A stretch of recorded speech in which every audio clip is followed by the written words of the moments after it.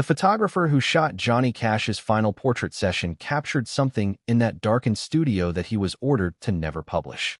For 20 years, he kept that promise. But what really happened in that room, and what those forbidden photographs reveal, changes everything about how we remember the man in Black's final days. We all wonder what will be like at the end. Will we face death with dignity? Will we rage against it? Will we find peace?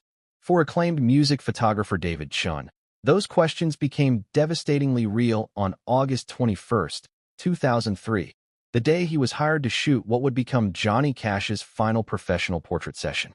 What he witnessed through his lens that day wasn't just a photo shoot. It was a man preparing to say goodbye in the only way he knew how, with brutal, uncompromising honesty. August 18, 2003, Monday morning. David Chin's phone rang at 6:47 a.m.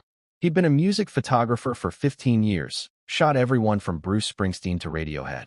But calls before 7 a.m. usually meant cancellations or disasters. "This is Rick Rubin. We need to talk." David sat up in bed. Rick Rubin, the producer, the man behind Johnny Cash's American Recordings comeback. "You didn't ignore Rick Rubin." "I'm listening. Johnny wants one more photo shoot. Something for the final album cover. But there are conditions." "What kind of conditions?" "It has to be this Thursday, August 21st. That's non-negotiable." "And David, I need to be clear about something. Johnny is dying. Not might die soon. Is actively dying. This shoot will be difficult. Emotionally, physically, for everyone involved." David's stomach tightened. "Why me?" "Because Johnny saw your work. The Leonard Cohen series you did in '98. He said, that photographer understands how to make aging look like wisdom instead of decay. I want him. I'm honored, but there's one more condition. Whatever you shoot, you don't publish without approval from Johnny's estate. And there will be images from this session that you'll never be allowed to publish. Ever. Are you comfortable with that?" David thought for a moment. As a photographer, your work is meant to be seen. Shooting images that might never see light felt wrong somehow. But this was Johnny Cash. The final session. How could he say no? "I'm in." "Good. Come to his house in Hendersonville. Thursday, 2 p.m. Bring minimal equipment. Johnny tires easily. You'll probably get an hour. Max, make it count." The line went dead. David spent the next 3 days preparing obsessively. He researched every photo ever taken of Johnny Cash. He studied the progression, the young rebel at Sun Records, the mid-career legend, the weathered survivor of the American Recordings era. He needed to understand the visual story of this man's life so the final chapter would make sense. But nothing could have prepared him for what he saw when Johnny Cash opened the door on August 21st. Thursday, August 21st, 2003. 1:58 p.m. David pulled up to the house in Hendersonville, the house Johnny had shared with June. It looked smaller than he'd imagined. More human. Not a mansion, just a home. He carried his equipment to the door. 2 cameras, 3 lenses, portable lighting rig. He'd kept it minimal like Rick requested. The door opened before he could knock. Johnny Cash stood there, and David had to fight to keep his expression neutral. The man was skeletal. The black clothes, always the black clothes, hung on him like they were borrowed from someone twice his size. His face was hollow, eyes sunken. But those eyes, God, those eyes were still sharp, still present, still Johnny Cash. "You're early," Johnny said. His voice was weak but steady. "Traffic was lighter than I expected. I can wait in the car if..." "No. Come in. Let's get started. Don't have time to waste on pleasantries." He turned and walked slowly into the house, each step deliberate. David followed, his equipment feeling suddenly heavy. The living room had been converted into a makeshift studio. Someone, probably Rick Rubin, had cleared furniture and set up a simple wooden chair in front of a bare wall. Black backdrop cloth. One window with natural light. Perfect for the kind of stark, honest portraits David specialized in. But something was off. On a small table next to the chair sat items that made David's chest tighten. A framed photo of June Carter, Johnny's Bible, a guitar, not for playing, just for presence, and a handwritten list. "What's the list?" David asked while setting up his lights. Johnny sat down slowly in the chair. "Names. People I need to make sure are taken care of after I'm gone. Been working on it for weeks. Still not complete. Probably never will be." He looked at David. "You got a family?" "Wife. 2 kids. 7 and 9. Then you understand. You spend your whole life trying to take care of people, And at the end, you realize there's always more you should have done. He gestured to the camera. You ready? Or are you going to keep stalling? David realized he had been stalling, adjusting lights that were already perfect, checking camera settings he'd already checked twice. Because once he started shooting, he'd have to face what was in front of him, a dying legend who knew exactly how little time he had left. I'm ready. Good. Then let me tell you what we're doing here. What Johnny Cash said next made David realize this wasn't just a photo shoot. It was something else entirely. Something that would haunt him for the next 20 years and force him to question everything he thought he knew about photography, legacy, and the right to tell someone else's story. I want 3 types of photos today, Johnny said, his voice gaining a strange intensity. First type, the album cover shots. Clean, dignified, the version of me people can handle seeing. Those are for the public. Second type, the real ones. No mercy. Show exactly what dying looks like. The weight loss, the exhaustion, the fear that creeps in when I'm not focusing on being Johnny Cash. Those are for my family. After I'm gone, I want them to have photos that prove I didn't give up, that I fought until the very end, even when fighting just meant sitting upright for an hour. David nodded, his throat tight. And the third type? Johnny was quiet for a long moment. The third type, those are for me. Photos that capture what I'm feeling right now. Not what I look like, what I feel. The grief, the acceptance, the guilt over things I can't fix, the peace I've found in some moments, and the terror I feel in others. Those photos, David, I need you to take them. But those photos, nobody ever sees. Not the public. Not my family. Just me. Understand? If nobody sees them, why take them? Because I need proof. When I'm lying in that hospital bed in a few weeks, doped up on morphine, forgetting who I am, I need to know that there was a moment when I faced this clearly. When I didn't hide. When I let someone capture the truth of what it means to leave everything behind. He looked directly at David. Can you do that? David's hands were shaking. Mr. Cash, I don't know if I can separate those types. When I'm shooting, I just shoot what I see. Then shoot what you see. We'll sort it out later. But promise me this. The photos that are too raw, too honest, too close to the bone. For the first 30 minutes, they worked on the album cover shots.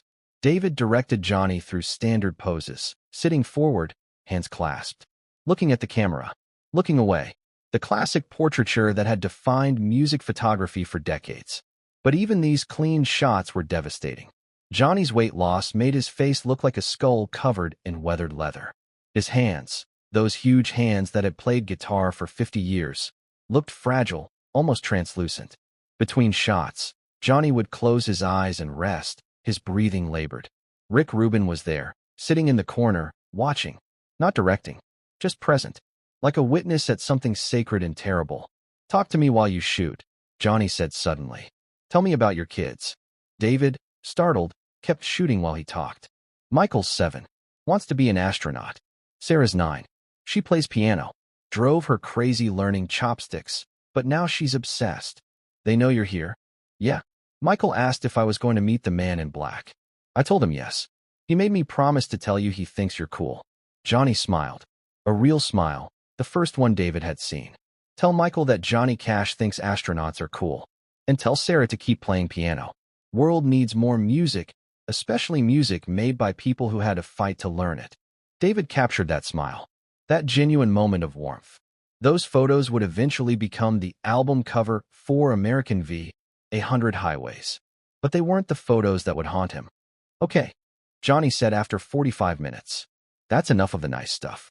Rick, can you give us the room? Rick Rubin stood. You sure? Yeah. What comes next, I don't need witnesses for. Just the photographer. Rick looked at David, some unspoken warning in his eyes, then left. The door closed, and suddenly the room felt different. Smaller, more intimate, more dangerous. Now we take the real photos, Johnny said. Take off the lights, Johnny instructed. Just natural light from that window. I want shadows. I want it to look like what it feels like. David killed the studio lights. The room dimmed.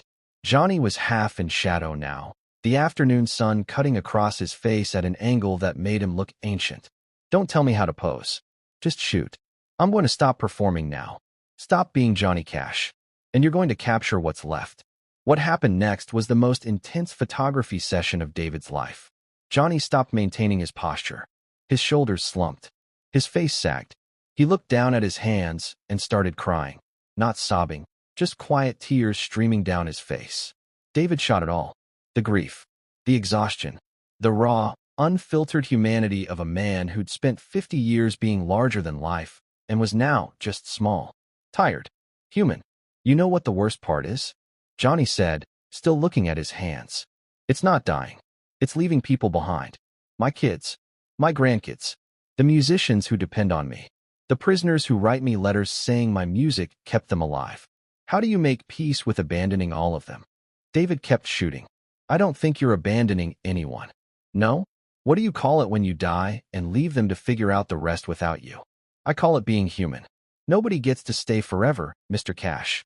But the impact does. The music does. The example does. Johnny looked up at him, and David captured that look. The desperate hope that David was right mixed with the certainty that he wasn't. That photo, later, would be the one his family treasured most. The one that showed their father not as a legend, but as a man struggling with the same fears anyone would face. After an hour, Johnny was exhausted. David could see him fading.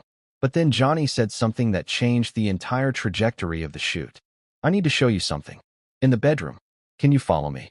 David followed Johnny down a hallway lined with photographs. Johnny and June through the years. Young and in love. Middle-aged and weathered. Old and still together. The walls were a timeline of a marriage that had defined both their lives. Johnny stopped at the bedroom door. Hesitated. What I'm about to show you, this is the third type of photo. The ones nobody sees. You understand. I understand. Johnny opened the door. The bedroom was shrine-like. June's clothes still hung in the closet, visible through the open door. Her Bible sat on the nightstand. The bed was made but looked untouched. David realized Johnny probably hadn't slept in here since June died. I come in here every day, Johnny said quietly. Sit on her side of the bed. Talk to her. Tell her what happened that day. What I'm afraid of. What I miss. The doctors think I'm losing my mind. Maybe I am. But it's the only place I feel like she's still with me. He walked to June's side of the bed and sat down. Slowly.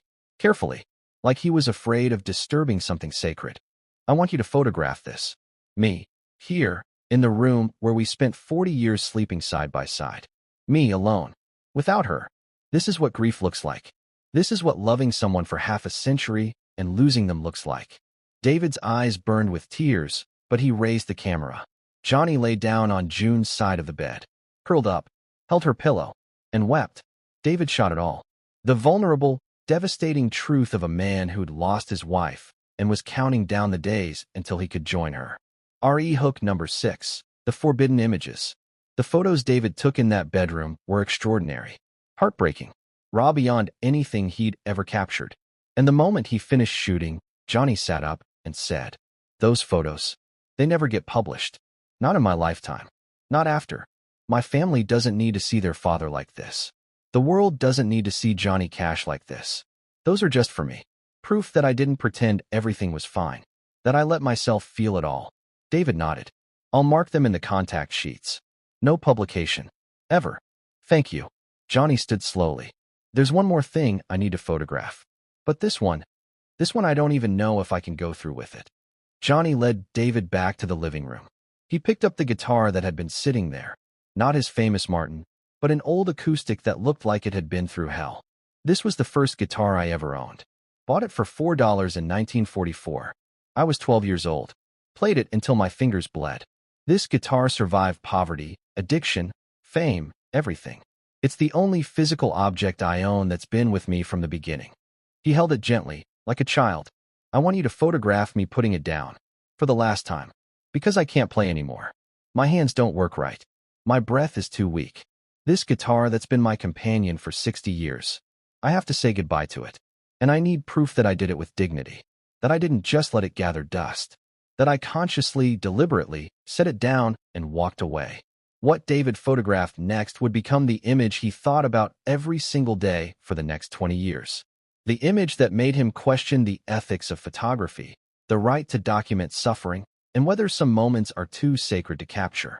Johnny sat in the chair, the guitar in his lap. He tried to play it. His fingers moved to the strings, searching for the opening chord of "I Walk the Line," the song that had started everything. But his fingers wouldn't cooperate. They shook, slipped, Couldn't form the chord. He tried again, and again, and on the third attempt, he broke. "I can't," he whispered. "I can't even play the song that made me who I am." David's camera was up, shooting, but he felt like a monster. Like he was documenting a man's soul breaking in real time. Johnny took a deep breath, composed himself. Then, with deliberate care, he placed the guitar on the floor in front of him, positioned it gently, looked at it one final time. "Goodbye, old friend," he said quietly. "Thank you for the music. Thank you for the life." He stood up and walked away from the guitar without looking back. David captured it all. The placement, the goodbye, the walking away, and in the final frame, just the guitar sitting alone on the floor, abandoned by the man who'd carried it for 60 years. Johnny turned to David. "That photo, the one of me walking away, that's the one I needed. That's proof I let go. When the time comes, when I'm too weak to remember, someone show me that photo and tell me, you already said goodbye. You already let go. Now you can rest." The session ended at 4:47 p.m., 2 hours and 47 minutes. David had shot 247 frames across 3 distinct emotional landscapes: the public face, the family truth, the private grief. Johnny thanked him, shook his hand with those trembling fingers, and said, "You witnessed something today, David. Something most people don't get to see. A man practicing death, rehearsing letting go. Thank you for not making me do it alone." David drove home in silence. When he got there, he hugged his kids longer than usual, told his wife he loved her, and then went into his darkroom and developed the film. The contact sheets told 3 different stories. Frames 1 to 89, the album cover shots. Dignified, powerful. The Johnny Cash the world needed to remember. Frames 90 to 176, the family photos. Raw but not exploitative. Showing grief but with dignity intact. The Johnny Cash his family needed to understand. Frames 177 to 247, the forbidden images. Johnny in June's bed. Johnny trying and failing to play guitar. Johnny walking away from the instrument that had defined his life. The Johnny Cash that was too vulnerable, too broken, too human for the world to see. David marked frames 177 to 247 with a red X. Never publish. Per artist request. Johnny Cash died 22 days later. September 12, 2003. 2 a.m. David attended the funeral. Stood in the back. Didn't identify himself as the photographer. Just paid his respects and left.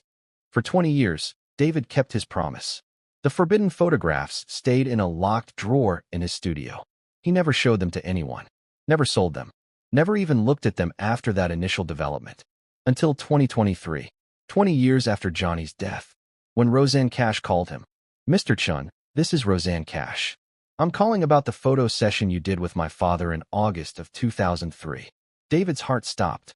"Miss Cash, I want you to know I've honored his wishes. The photos he designated as private have never been seen by. I know. That's why I'm calling. We're putting together a comprehensive retrospective exhibition. Johnny Cash, the complete portrait. We want to include images from every stage of his life, including the final session. The album cover shots are available. I can provide high-resolution files for. I'm not talking about those. I'm talking about the others. The ones he told you never to publish." David's mouth went dry. "Miss Cash, your father made me promise. I know what he made you promise. But Mr. Chun, it's been 20 years. And I've spent those 20 years wondering what he looked like in those final days. The real him, not the version he let us see. My siblings feel the same way. We're not asking to publish them. We're asking to see them. Just us. Just family. To understand what he went through. To know the man, not the legend." David was quiet for a long time. Why now? Why after 20 years? Because grief has stages, Mr. Chun. For 20 years, we needed to remember him as the strong father, the legend, the man in black. But now, we need to remember him as human. As a man who struggled, who grieved, who was scared. We need to see the whole truth so we can love the whole person. Miss Cash, some of those photos, they show your father in moments of profound vulnerability. In your mother's bed, crying, unable to play guitar. Are you sure you want to see that? Mr. Chun, I'm absolutely certain. Because those moments? 2 weeks later, David met with Johnny's children in a private room at a gallery in Nashville. He brought the contact sheets, the forbidden frames, 177 to 247. He laid them out on a table. These are the images your father asked me never to publish. Before you look at them, I need you to understand. He wasn't ashamed of these moments. He just wanted to protect you from having to see him like this. Roseanne touched the first image, Johnny lying in June's bed, holding her pillow. Tears immediately sprang to her eyes. Oh, Daddy. They spent 3 hours looking at the photos, crying, laughing at moments of unexpected levity, marveling at their father's courage in allowing himself to be documented at his most vulnerable. When they reached the final image, Johnny walking away from his guitar, Roseanne gasped. That's it. That's the photo that shows who he really was. What do you mean? David asked. My father spent his entire life holding on. To music. To June. To us. To his faith when it slipped. To sobriety when it was hard. To life when it hurt. This photo shows him finally letting go. Not giving up, letting go. There's a difference. This is courage, not surrender. She looked at David. Can we publish this one? Just this one. In the exhibition. With a note explaining the context. I think this is the final image the world needs to see of him. Not broken. Not defeated. But choosing peace. Choosing rest. After a life of fighting. David thought about Johnny's words 20 years ago. Those photos nobody ever sees. But Johnny had also said, when the time comes, someone show me that photo and tell me. You already said goodbye. You already let go. Now you can rest. Maybe the time had come. Not to show Johnny. He was beyond needing it now. But to show the world what courage really looked like. Yes, David said. We can publish that one. The exhibition opened in September 2023, 50 years after Johnny walked into Folsom Prison with a guitar and a message of redemption. The final room of the exhibition contained one photograph, the largest print in the show. Johnny Cash, seen from behind, walking away from his guitar. The guitar alone on the floor. The empty chair. The finality of the moment captured in black and white. The placard read, "The last photograph, August 21st, 2003. Photographer, David Chun." 22 days before his death, Johnny Cash participated in his final portrait session. This image, taken at the end of that session, shows Cash walking away from his first guitar, purchased in 1944 at age 12. Unable to play anymore due to failing health, Cash deliberately placed the guitar down and said goodbye. Photographer David Chun, who witnessed the moment, later said, "This wasn't defeat. This was a man who'd carried music for 60 years making peace with silence. It's the most courageous thing I've ever photographed." This image remained unpublished for 20 years per Cash's request. In 2023, his family authorized its release, believing it showed not weakness but extraordinary strength. The ability to let go of what defined you and still remain whole. The photograph became iconic, more famous, in some ways, than the album cover shots, because it showed something people needed to see, that even legends must eventually set down their instruments. That letting go isn't giving up. That sometimes the bravest thing you can do is walk away from what you love because it's time. David Chun is 68 now. He's photographed hundreds of musicians in the 20 years since Johnny Cash. But he's never had another session like that one. People ask me all the time what it was like, he says, photographing Johnny Cash in his final days. And I tell them, it wasn't like photographing a celebrity. It was like being present at someone's spiritual reckoning. Like witnessing a man take inventory of his entire life and decide, consciously, how he wanted to leave it. The photos I took that day, both the published and unpublished ones, they taught me something. That the most important images aren't always the ones people see. Sometimes the most important images are the ones you take for one person's private peace. The proof that they faced their fear. That they didn't hide. That they were honest, even when honesty was brutal. Johnny Cash died 22 days after our session. But in that 2 hours and 47 minutes, I watched him practice every kind of goodbye. To his music. To his wife. To his life. And he did it with more grace than I've seen from anyone, before or since. That's what those forbidden photographs showed. Not a man falling apart. A man deliberately taking himself apart, piece by piece, so death would have less work to do. Preparing, accepting, making peace. And when his family finally saw those images 20 years later, they understood what I understood that day. Johnny Cash didn't lose his final battle. He won it. Because he faced death exactly the way he'd faced everything else in his life. Directly, honestly, and in his own way. The photographer who captured Johnny Cash's final portrait kept a secret for 20 years. Not all of it. Some photos were published, became album covers, helped define the final chapter of a legend. But the deepest images, the most vulnerable moments, remained hidden, protected, kept safe until the people who needed to see them were ready. And when those images finally emerged, they didn't diminish Johnny Cash's legacy. They completed it. They showed a man walking away from his guitar with his head up and his dignity intact. They showed that strength isn't never falling. It's choosing how you fall. They showed that legends aren't people who never struggle. They're people who struggle honestly, publicly, courageously. And they showed that sometimes, the last act of a great artist isn't creating one more song. It's creating one more moment of truth. Johnny Cash's final photograph wasn't a performance. It was a release. It was permission, for himself, for his family, for anyone who'd ever struggled to let go, to walk away when it's time, to put down the instrument, to leave the stage, to exit with dignity. That was his final lesson, captured in 247 frames, most of which the world will never see. But the one that matters, the one that shows him walking toward rest after a lifetime of walking the line, that one we get to keep. That one we needed to see. Because sometimes, the bravest thing a hero can teach us is how to say goodbye.